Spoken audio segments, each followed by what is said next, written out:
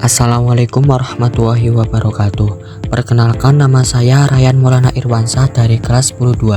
Di sini saya akan menjelaskan metode yang digunakan oleh Sunan Kalijaga dalam menyebarkan agama Islam di Nusantara.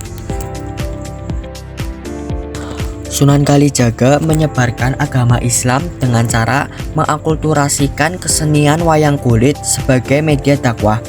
Ia juga memiliki metode dakwah yang lain, dikutip dari buku Sunan Kalijaga dan Mitos Masjid Demak oleh Dr. Fairuz Sabik, MSI, salah satu wali yang juga disebut dengan nama Raden Mas Said. Ini adalah salah satu dari 9 wali yang memiliki pengaruh besar terhadap penyebaran dan perkembangan agama Islam di Pulau Jawa. Ia perkirakan lahir sekitar tahun 1430-an dan ada juga yang berpendapat menyebutkan lahir pada tahun 1450.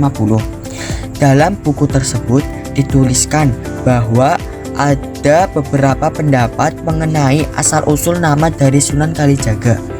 Salah satunya adalah nama Kalijaga berasal dari cerita yang ia berguru pada Sunan Bonang. Dalam cerita tersebut, Sunan Bonang menancapkan kayunya di pinggir kali dan Raden Mas Said diperintahkan untuk menjaga tongkat kayu itu selama bertahun-tahun. Oleh sebab itu, nama Sematan Jogo Kali dan menjadi populer di masyarakat Jawa yang kemudian dikenal dengan nama Kalijogo atau Kalijaga. Strategi dakwah Sunan Kalijaga dalam menyebarkan agama Islam di Nusantara, khususnya di daerah Pulau Jawa. Ada beberapa cara atau strategi yang dilakukan oleh Sunan Kalijaga. Di antaranya adalah melalui pendekatan seni dan kearifan budaya lokal seperti wayang. Mengutip buku Islam Abangan dan kehidupannya oleh Rizam Aizid, Sunan Kalijaga dalam berdakwah memanfaatkan kegemaran masyarakat. Salah satunya adalah dengan mengadakan pertunjukan wayang dengan gratis. Dari hal ini, ia berhasil mengislamkan masyarakat Jawa yang dulu sangat kental dengan tradisi Hindu-Buddha secara halus dan tanpa paksaan apapun. Ia juga dikenal sebagai orang seniman hebat atau seorang dalang dan juga ahli dalam wayang kulit. Pendekatan seni lainnya yang digunakan sebagai cara berdakwah Sunan Kalijaga diantaranya adalah seni berpakaian seperti pakaian batik dan takwa. Kemudian seni suara dalam tembang-tembang seperti lir-ilir dan gunung gundul pacul. Kemudian seni ukir yang bernuansa Islami dan wayang seperti yang sudah disebutkan.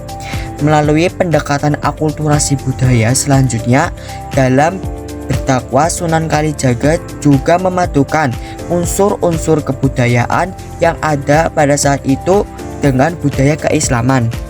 Pendekatan akulturasi ini dalam buku Sunan Kalijaga atau Raden Said oleh Yoyok Rahayu Basuki menjadi pendekatan yang paling sesuai dengan masyarakat Jawa, yaitu memadukan budaya pada masa itu dengan menyisipkan nilai keislaman, sehingga dakwahnya juga menjadi mudah diterima. Jasa-jasa Sunan Kalijaga sebagai wali yang memiliki pengaruh di masyarakat Jawa khususnya. Inilah jasa-jasanya selama penyebaran agama Islam. Hal ini dikutip dari buku Kebudayaan Islam Madrasah Ibtidaiyah. Sebagai seorang mubali, Sunan Kalijaga dikenal sebagai orang mubali yang menyebarkan agama Islam sambil mengembara. Ia juga berkeliling dan mendekati masyarakat dengan cara yang ramah dan mampu berbaur dengan masyarakat sekitar. Seorang ahli dalam bidang strategi perjuangan, selain menjadi seorang mubali, ia juga merupakan seorang ahli dalam strategi perjuangan. Dalam menyebarkan agama Islam, ia juga mengalami kesulitan-kesulitan, sehingga ia harus memakai pertimbangan dan strategi yang matang dalam dakwahnya. Seorang ahli di bidang seni dan arsitektur. Dalam bidang seni, Sunan Kalijaga mampu menciptakan kesenian dalam berbagai bentuk seperti wayang yang lengkap dengan gamelannya, tembang-tembang yang ia buat, beduk di masjid untuk memanggil orang ketika waktu sholat telah tiba, dan lain-lain. Sunan Kalijaga juga ahli dalam bidang arsitektur, seperti membangun Masjid Demak yang ia dirikan. Oke, cukup sekian dari saya. Itulah metode Sunan Kalijaga dalam menyebarkan agama Islam di Nusantara. Terima kasih, semoga bermanfaat.